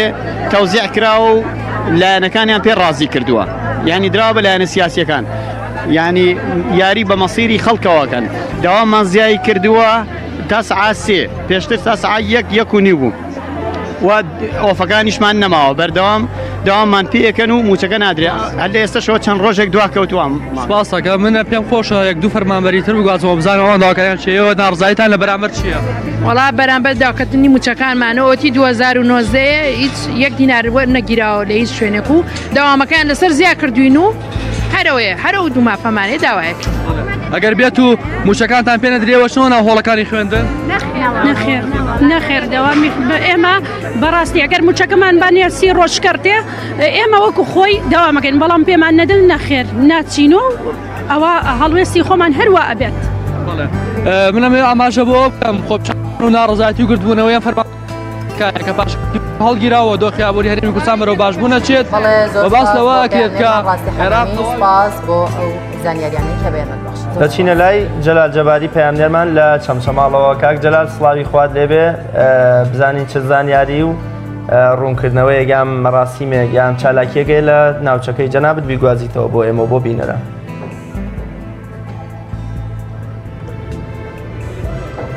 سڵاوی خوای گەورە لە ئێوە و لە بینەران و بیسەرانی کەناڵی ئاسپانی پەیام بێت دیارە ئەمڕۆژ لە قەزای چەمچەماڵ چەند چالاکیەک بەڕێواچن من ئەمەوێ بە چالاکیەکی خوێندنگەی ناوەندی میدیا دەست پێ بکەم کە ئەمڕۆ لە ناوەندی میدیای کچان پێشەنگایەکی کاری دەستی و خواردنە کوردەوارەکان لە کاتژمێر 9 سەر لە بەیانی بەڕێوە چوو و هەر کات ژمێر یەکی پاشنیوەڕۆی ئەمڕۆ لە زانکۆی چەرموو لەلایەن سنتەری توێژینەوەی جینۆسایدەوە دوو فیلم نمایش ئەکرێ هەر بە بۆنەی سیوەکەمی ساڵ یادی ئەنفالەوە دیارە هەردوو فیلمەکە نمایشکردنی دوو فیلمە دەربارەی هەم ئەنفال هەم هەڵەبجە و ئێستش ئێمە لە وێزگەی کارەبای ماسین لە قەزای چەمچەماڵ بە بۆنەی ڕۆژی جیهانی ژینگەوە لێرە چەند چالاکیەک بەڕێوە ئەچێ لەلایەن ڕێکخراوی ئایندە بۆ پاراستنی ژینگە بە هاوبەشی لەگەڵ ئیدارەی قەزاکە من بۆ زانیاری زیاتر لەسەر چالاکیەکانی ڕۆژی ژینگە بەڕێز مامۆستا سلێمان جەرجی سوەرەگرم کارگێڕی ڕێکخراوی ئایندە بۆ پاراستنی ژینگە مامۆستاجان زۆر سپاس بۆ ئامادەبوونت ئەگەر پێم بڵێ ئەو چالاکیانەی ئەمڕۆ لە قەزای چەمچەماڵ بە بۆنەی ڕۆژی جیهانی ژینگە بەڕێوە چین سپاس بۆ ئێوە دیارە بە پێشانگای دەست پێکەین کە پێشانگاکە پێشانگایکی نێودەوڵەتیە زیاتر لە 100 وڵات بەشداریان تیا کردووە خۆشبەختانە شاری سلێمانی نمایشکرا و زارێکی ئێمە لێرانە لە قەزای چەمچەماڵ نمایشیەکەینەوە زگەی لەوە بۆ یەکەم جارە لە هەرێمی کوردستانە چالاکیەک ئەنجام ئەدرێت لە ڕۆژی ژینگەدا ئەویش کە پێشتر هەڵسەنگاندنمان کردو بە فەرمانگە حکومانی کە ڕێژەی سەوزایی چەنگی گرنگی پێدراوە لەسەر ئاسی قەزای چەمچەماڵ لە حێش ڕۆژ نەحەیتەکەم سێ پلەبەندی دیاری کراوە و خەڵاتی ئەو فەرمانگانە کریە کە زۆرترین ڕێژەی سەوزایی لە ناو فەرمانگەکانیانە هەیە هەروەها کۆمەڵە چالاکوانی ژینگە و کەسانی کە گرنگیان بە ژینگەداوە دامەزراوەکان خەڵات دەکرێن ئەمە خەڵاتەکان تابەت بە ئەمڕۆ لە ڕۆژانی ئایندەشدا کردنەوەی وێبسایتێکی ژینگەی بۆ یەکەم جار لە هەرێمی کوردستان لەلایەن ڕێکخراوی ئایندەوە هەروەها هەڵمەتێکی هۆشیاری ژینگەی لە ناوەندەکانی خوێندن کە بەردەوام بێت تا کۆتایی ئەم مانگە مامۆستا جەنابتان وەکو پسپۆڕێکی ژینگەی کە کارەکەن لەو بوارە ئاستی ڕێژەی سەوزایی لە سەنتەری قەزای چەمچەماڵ و ناحیەکانی دەوروبەری چۆن ئەبینن بڵین بەراورد بە ستاندارە جیهانیەکانیش بەڵێ بەراورد بە ستاندارە جیهانیەکان بەداخەوە کە بە ڕێژەی سەوزایی بەرز وایە لەم سنوورە بەتایبەتی کە سنوورێکی خاوەن قوربانیە بۆیە خزمەت زیاتر بکرایە بەداخەوە لە ئاسی پێویستانیە ڕێژەکە زۆر کەمە لەسەر ستانداردی جیهانیەوە وەک کۆتا پرسیار ئێوە تا چەند وەکو ڕێکخراوەکان بە هەماهەنگی لەگەڵ لایەنە پەیوەنددارەکان هەوڵتان داوە ساڵانە ئەو ڕێژەیە هیچ نەبێ بەرەو ئاستێکی بەرز بەرن خۆشبەختانە گەرێم بەراوردێ بکەین گلەیمان هەیە کەمە بەڵام بەزەکە بەراوردێ بکەین لە دوو قۆناغدا بنێت پێش پرۆسی ئازادی عێراق دوو پرۆسی ئازادی عێراق خۆشبەختانە ساڵانە ئەم ڕێژەیە بەرەو بەرزبوونەوەچێت سواز بۆ ئێوە بەڵێ کاک ڕیاز ئەگەڕێمەوە لای جەنابێت ئەوە کۆی چالاکیەکان و لە قەزای چەمچەماڵ کە ئەمڕۆ هەم بە بۆنەی ڕۆژی جیهانی ژینگەوە چەند چالاکیەکۆک ئاماژەم پێکرد بەڕێوە دەچن و هەم بە بۆنەی ساڵیادی مەرگەساتی ئەنفالەوە چەند چالاکیەکی دیکە لە زانکۆی چەرموو لە بناری مەقان لە قەزای چەمچەماڵ بەڕێوە داچێت ئێمەش ڕێز و سڵاومان هەیە بۆ گیانی پاکی سەرجەم شەهیدانی بەدناوی ئەنفال کە لەلایەن ڕژێمی باسەوە سپاس بۆ زانیاریەکانت بەڕێز جەلاجەباری پەیامنێرمان لە شاری چەمچەماڵەوە بەڵە بەڕێزان ئێستاش ڕاستەوخۆ ببوورە لە ئێستادا راپۆرتێکمان ئامادەیە لەسەر فیستیڤاڵی هەڵەبجە کە پەیامنێرمان سامان فەتاح بۆ ئامادەکردوین پێکەوە بینەری دەبین.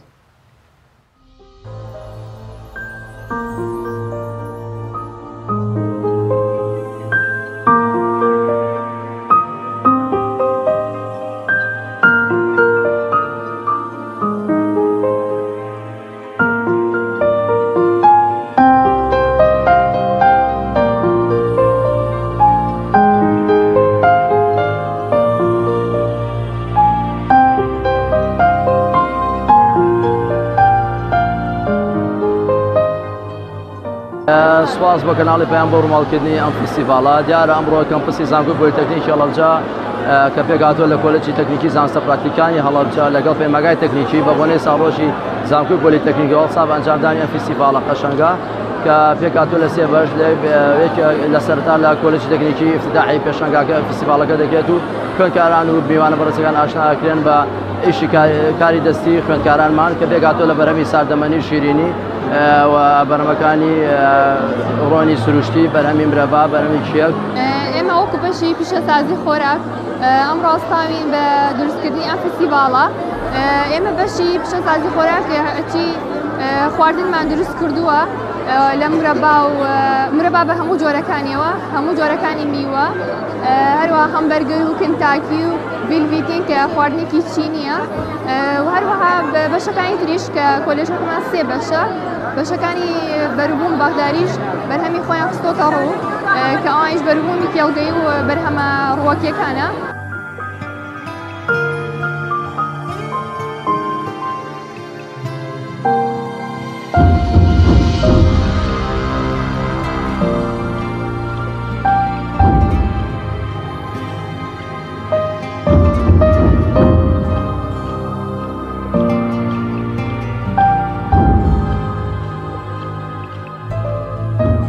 جارتا خوێندکاری پەرستاری پەیمانگای تەکنیکی هەڵەبجە بەشداری ئەم فستیڤالەمان کردووە کە بەشی ئەمە نیوتریشنە گرنگیەکی زۆری هەیە نیوتریشن ئێمە ئەمانەیە و پامە بگەێنی کە نیوتریشن کە خواراک جێگرەوەی دەرمان بگرێتەوە لە ژیانی ڕۆژانەمانداوە هەروەها ئەم میوانە زانیاریان پێ بدەین کە بە سوود و گرنگە بۆ ژیانی ڕۆژان زۆر گرنگە بۆ شیاکردنەوەی خەڵک بۆ ئەوی لە جیاتی ئەوی بڕوا دەرمانێ بەکاربێنێ میوەیەکی سروشتی یاخود سۆزەیەک یاخود میوەیەک بەکاربێن. سەرەتا بەخێراتنتان ئەگەین زۆر خۆشحاڵین بە ئامادەبوونتان. ئێمە وەکو قسابیانی پەیمانگای تەکنیکی هەڵەبجە قۆناغی یەک بەشی پەرستاری بەشداریمان کردووە لە کەرستەکانی پیشاندانی کەرستەکانی نێرسینگ هەروەها بەشەکانی لێشکە بریتە لە ئەناتۆمی. لێرە ئەو کەرستانە ئەناسێنین با میوانەکانمان کە ئەمانە بۆچی بەکارێن. ئایا لە چ کاتێکا بەکارێن و شێوازی بەکارهێنانیان چییە؟ هەروەها بەشەکانی لەشیش کە چەند شتێک لەسەر لە بەردەستمانە هەر کەس پرسیاری کرد ئێمە لە خزمەتین بۆ جوابانەوەی.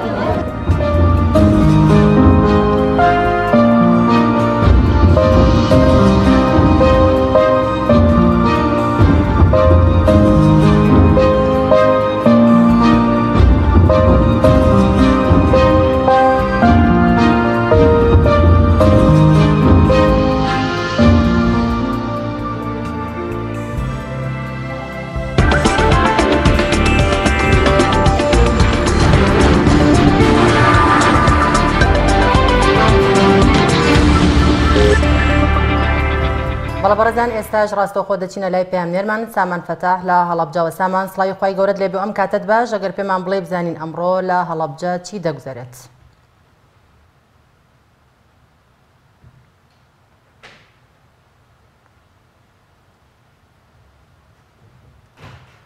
بەڵێ بینەرانی بەڕێز و خۆشەویست تەوەری ئەمڕۆی سەرەکی بەرنامەی پەیامی ڕۆژ گرنگیدان بوو بە ژینگە وەکو دوو تەوەری پێشوو. من شەیدا پێم خۆشە زانیاریەک بدەم کە ئەوەی دەسەڵاتداران بە ژینگەی کوردستانیان کردەوە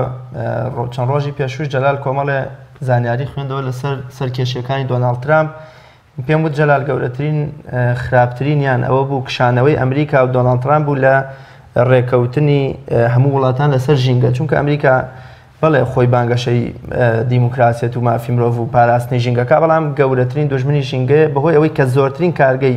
دروستکردنی چەک و سیارە زەبەلاح و بەنزی خۆرەکانی هی ئەمریکایە. محمودی مەلاعیزەت کە یەکێکە لە ڕۆشنبیر و نووسەر هەرە گەورەکانی کورد دوای 8 مانگ لە زیندانیکردنی لە سەجنی عامەی کەرکووک دەگەڕێتەوە شاری سلێمانی، بەڵام لە پێنا ئەوەی کە گیانی خۆی ڕزگار بکات دەچێتە ناوزەنگ کە شوێنی شۆڕشیەکێک لە حیزبە شۆڕشگەڕەکانی کوردستان بۆ ئەو کاتە. دەڵێ سەیرەکەم پێشمەرگە و خەڵکی ئاسایی و فەرماندەکان هەرەمویان کەوتونەتە وێزەی دار و درەخت و داربەڕوو هەموو درەختە بە سوود و سەوزەکانی یارمی کوردستان کە ژینگەی وڵاتیان پاراستووە. ئەڵێ بەردەوام ئەیان بڕیەوە کە بە جۆرێکی ژیان بڕیەوە کەوا ئەم دارە وشگە بوو کۆتایی پێهات و دارستانەکان بەرەو نەمان و پوکانەوە ئەچوون. جا بۆەوەی درێژە بە زانیاریەکەم بدەمە چەند پەیامدێرمان سامان لەسەر هێڵە و دەبێت زانیاریەکەم گوازێتەوە. دەڵێ من بە یەکێک لە فەرماندە هەرە باڵاکانی ئەو کاتێ حیزبەکەی خۆم وت گوناح ئەم هەموو دار و درەختە ببردرێتەوە وشک ببن کوردستان لە کوردستانێکی سەوزە بێتە و کوردستانێکی ڕووتەڵان و وشک و برنگ. ئەڵێ ئەویش بە لوودبەرزیەکەوە وتی خەمت نەبێگە لە داهاتوە چوینەوە کوردستان و کوردستانمان ئاوەدان کردەوە ئەو کاتە هەزارەها داری گرانبەها و داری باش و سەوزتر دەێنین و لە شاخەکان سەوزی دەکەن، بەڵام نەگەر شاخەکانیان ئاوەدان نەکردەوە بگرە ژینگەی کوردستان و ناوشارەکانیشیان وا بە و وێرانەیە برد کە ئێستا هەیە. فەرموو. بەڵێ دووبارە دەچینەوە لای پەیامنێرمان سامان فەتاح ئەگەر گوێی لە دەنگی ئێمە بێت. سامان سڵاوت لێبێ و ئەم کاتت باش بزانین ئەمڕۆ لە هەڵەبجە چی دەگوزارێت و چکار و چالاکیەک ئەنجام دەدرێت لەو شارەدا.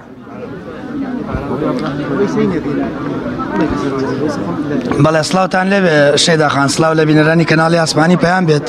ئەمڕۆ لە پارکی شاری هەڵەبجە شەشەمین فستیڤاڵی گیابەهاریەکان بەڕێوە دەچێت کە کۆمەڵێکی زۆر لە گیابەهاریەکان لێرەدا وە بە سەوزی و بە لێنراوی لێرەدا نیشان دراون. ئەم فستیڤاڵە ئەم لەلایەن ڕێکخراوی نوێوە لە ڕێکخراوی لەلایەن ڕێکخراوی ئارامی هەڵەبجەوە بەڕێوە دەچێت بە بۆنەی ڕۆژی ژینگەی کوردستانەوە. ئەوەی کە لێرەدا من زیاتر حەزم لێ بوو بڵێم ئەوە یاپراخە بەدەستمەوە، یاپراخی گەڵامێ و یاپراخی سڵق بێەوە ناخۆش کە دوای لایفەکە ئەمانەوێ نۆشیکەین من ئێستا بۆ دەربارەی بابەتە ئەو بابەتانی کە لێرە بەڕێوە دەچێت ڕەنگی خان لە ڕێکخراوی نوێ وەرەگرم ڕەنگی خان ئەو بابەتانی کە لێرە نیشان دراون چی و چی پێک دێن دیارە ئەمە شەشەمبین فستیڤاڵی جیاییە خۆراکی جیایی لە هەڵەبجە ڕێکخراوی نوێ بۆ پاراستنی ژینگە و مافەکانی ژنان باوکاری لەگەڵ ڕێکخراوی ئارامی هەڵەبجە سازی کردووە لێرە ئامانجمان لە عرضکردنی کۆمەڵێک گژوجیا هەیە کە پەیوەندی بە سروشتی ناوچەکەمانەوە هەیە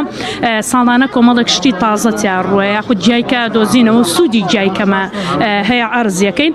ئەمڕۆ زیاتر لە 6 جۆر گژوجیامان عرض کردووە لەگەڵ سوودەکانی و چاودێرەکان ڕوونیەکەنەوە بۆ میوانەکانمان کە ئەم جیانەچین و سوودیان چێ بۆ هاوڵاتیان ڕەنگی خان بە سەوزی لێرە نیشانی بەشدار بووانە یاخود بە لێنراویش لێرەدا جۆرێکی ئەو گیانە ئەخەنە ڕوو دیارە ئێمە بە چەند جۆرێکمان هەیە گیا هەیە وەکو میوە ئەخورێ هەیە وەکو چەرەسات ئەخورێ و هەشە ئەبێ لێ بنرێ اینجا شێوازی لێنانەکانیشیان جیاوازە گیامان هەیە بۆ نمونە هاسمان هەیە یەکێکە لە خواردنن پێچەوانەیە و خواردنێکی ترکە تو حەزەکەی بە گەرمی بخۆی ئەم بە ساردی ئەخورێ شێوازی لێنانەکەەوە سوودەکانی ئەبێ بە میوانەکە بڵێ چونکم نەوەیەک جیلێک دروست بوو ئەسڵەن ئەوەنەی گرنگی بە خواردنی لە قوتونراوەیە گرنگی بە خواردنی ئەم جۆرە گژوجیانەنە لەبەرەوە لێرە لە هەموو جۆرەکانی بە ئامادەکراوی بە کاڵیشدانراوە لەبەرەوە چیتە شاخ و دشت و دڵبی ناسیتەوە و لەگەڵ ئەوەشە شێوازی لێنانەکەشیان چۆن لێ ئێنرێ لەگەڵ چی تێکەڵەکرێ ڕەنگی خانتاسن گرنگە لە ئێستادا وڵاتیان بگەڕێنەوە بۆ بەکارهێنانی جێباریەکان دیارە زۆر گرنگە بە تایبەتی لە وەرزی چەند دەتوانێت کۆمەڵانی خەڵکی کوردستان ئاشنا و ئاش بکاتەوە لەگەڵ بەرهەمە ڕووەکیە سوودبەخشەکان کە لە هەرێمی کوردستان هەن خەڵک باوانە گرنگی بە مریشک و بە برنج و بەڕۆنی دروستکرا و کەس نازانێت لە چی دروست دەکرێ بەوەندە نەدەن سروشتەوە بە تەندروستێکی باش بژین دەستان خۆش بێت بەڵێ شەیدا خان دیارە لێرەدا خانمەکان لە ماڵەوە خواردنە گیابارەکانیان بەڵێ زۆر سپاس بۆ پەیامنێرمان سامان فەتاح کە ڕاستەوخۆ لە هەڵەبجەوە لەگەڵمان بووی زۆر سپاس بۆ زانیاریەکان بەڵێ بینێرانی بەڕێز و خۆشەویست هاوکارانمان ڤیتێکیان بۆ ئامادە کردوین لەسەر کار و چالاکی و پرۆژە خزمەتگوزاریەکانی و مرۆڤ دۆستیەکانی پرۆژەی سۆمای چاوان کە یەکێکە لە پرۆژە خێرخوازی و بەردەوام و دوور درێژەکانی ڕێکخراوی خوشکانی ئیسلامی کوردستان با پێکەوە بینەری بن و پاشتر بە میوانی تایبەت لەسەر پرۆژەی سۆمای چاوان کار و چالاکیەکانیان بەرنامەی ئەمساڵیان و پلانی داهاتویان قسە و بابەتی زیاتر بە ئێوە عەزیز و خۆشەویست دەبەخشین.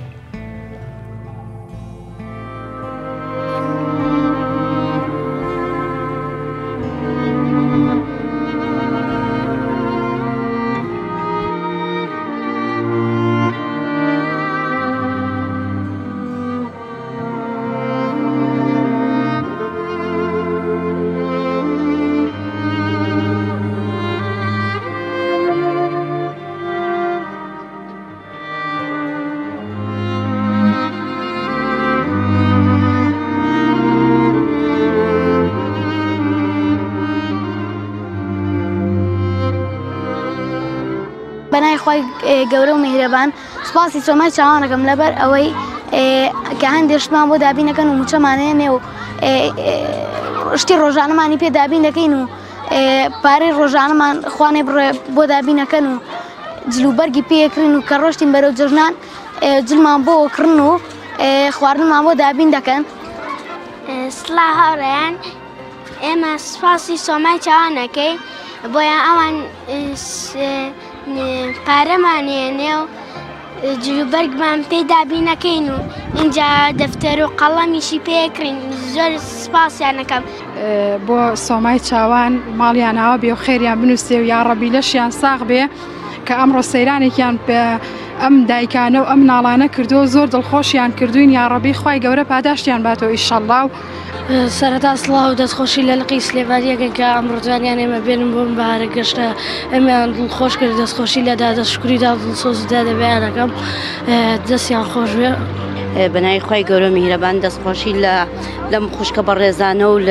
لە سۆمای چاوان لقی سلێمانی هەستان بەم کارە گەشت بۆ ئێمە بۆ مناڵەکانیشمان دەستخۆشیان لێ ئەەکەین هیوای سەرکەوتنیان بۆ خوازیین خێریان بنووسێ ئەمڕۆ دڵی مناڵەکانمان خۆش کردو هی هەمویان و هی ئێمەش.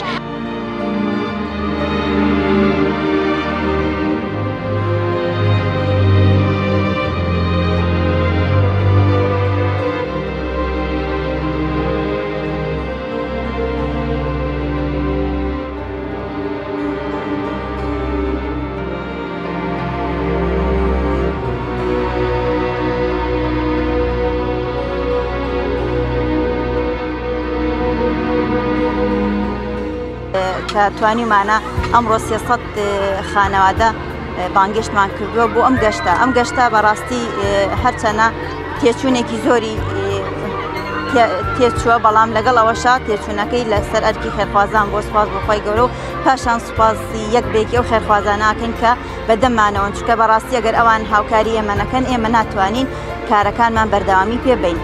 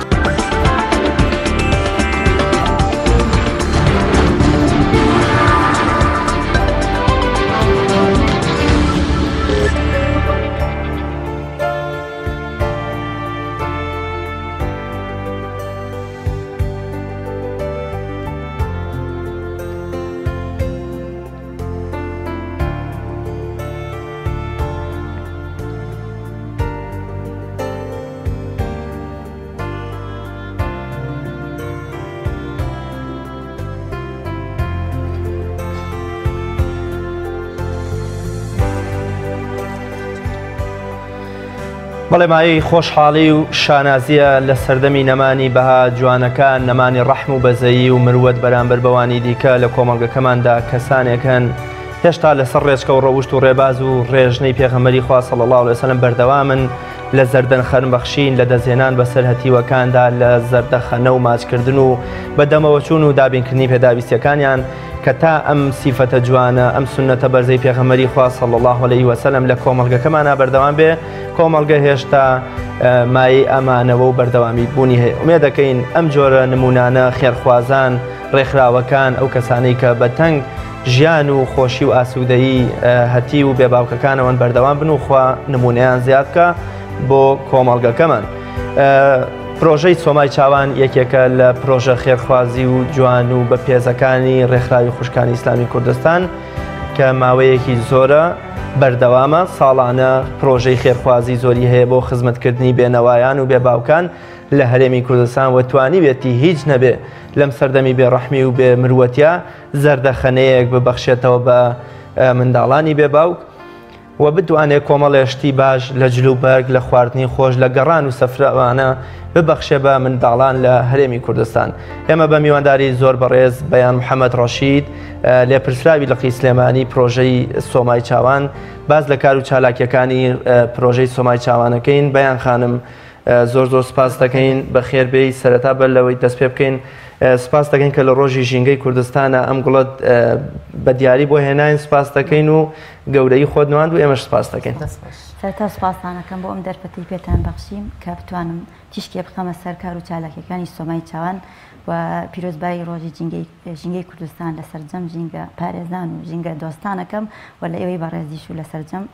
کوردستانیان. زۆر باشە با بپرسین سۆمای چاوان چییە؟ مێژوەکەی لەکەیەوە دامەزراوە هۆکاری دامەزراندن و ئامانجی دامەزراندەکەی. سۆمای چاوان ئەو پرۆژە خێرخوازەیە کە لە لەقی سلێمانی ڕێکخراوی خوشکانی ئیسلامی لە 21ی 12/2007 دامەزرا و بۆ خزمەتکردن و هاوکاریکردن و دەستگیرۆیکردنی مناڵانی بێباوک و خانەوادەکانیان ئەویش لەژێر ڕۆشنایی فەرمودەی سەرەرمان پێغەمبەری خوا صلی الله علیه و سلم فەرمێ ئەنا وەکافل اليتیم فی الجنة کەهاتین کە ئەوە بەڕاستی ئێمە بیستمانە بکەینە دروشمی کاری خۆمان بۆ ئەوەی بتوانین لەو ڕێیەوە خێرخوازان بەدەمانەوە بێن و ببنە دراوسەی پێغەمبەری خوا صلی الله علیه و سلم چونکە زۆرەهەی خێرخواز هەیە نازانێت هاوکاریەکان بگەینە تەکیە بەڵام ئێمە وەکو سۆمای چاوان دەستکراوین باوەشمان کرێتەوە بۆ هەموو ئەو مناڵە بێنازانە لە ڕێی خێرخوازانەوە کە توانیمانە چەنەها مناڵ سوودمەند بکەین بە هەموو شێوەیەک ئیتر دوایینە سەر شێوازی هاوکاریەکان. ئێوە تەنها منداڵی بێباوکتان لە ئەستۆ گرتووە لەم پرۆژەیەتانیان